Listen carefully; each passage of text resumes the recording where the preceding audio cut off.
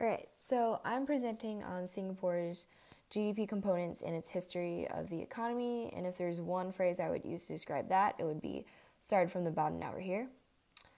An example of that is its GDP per capita.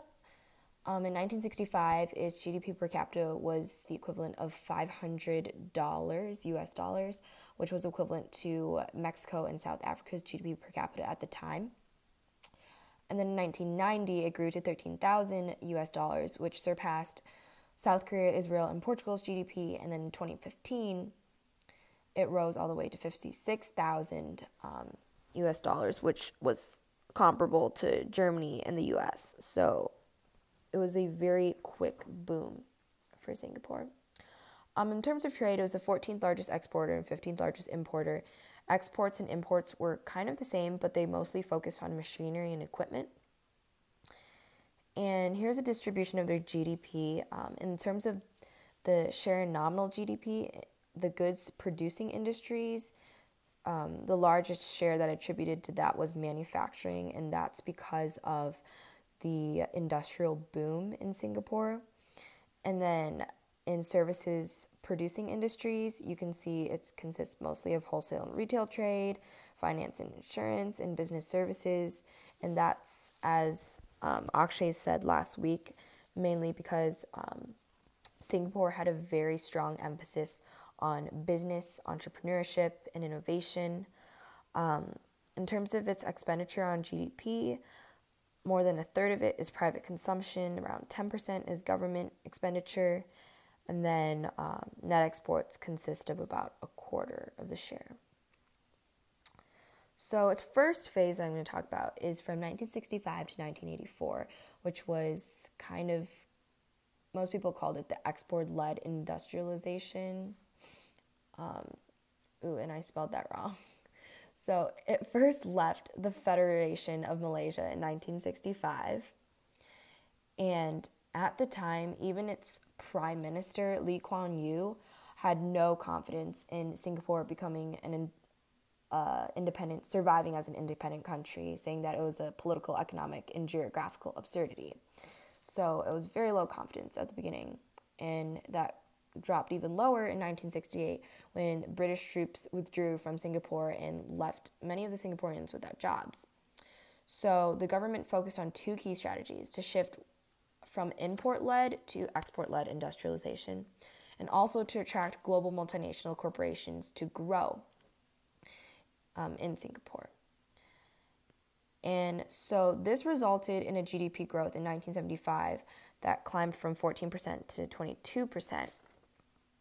This is when a lot of jobs became more skill-intensive, and Singapore became the world's leading producer of hard disk drives. And that, at the time, was very relevant in the 1980s.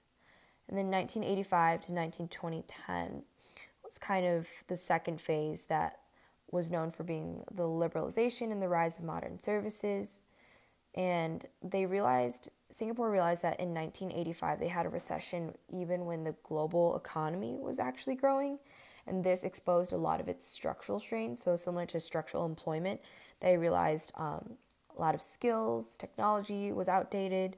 So one of their reforms, as you can see, was stepping up the industrial upgrade, promoting innovation enterprise, liberalizing service sections, and enhancing wage and labor market. So that's when it started becoming more industrialized and especially becoming the center hub of business opportunities. This led to a 4% growth in GDP.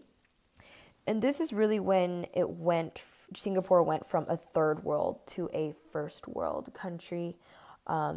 They even allowed casinos and other leisure facilities, which contributed to the liberalization. They expanded the range of business activities that occurred in Singapore. And it really became an affluent society, and the Singapore city itself became much more of a global city. And it went through a lot of recessions, but came out very resilient. For example, the Asian financial crisis of 1998, I think, the IT industry collapse, survived through that, and several other crises. But then in 2011, it realized that there were still constraints of land and labor. So when Singapore left the Federation of Malaysia, they lost lots of hinterland, which is like uncharted areas that are like in the coastal districts.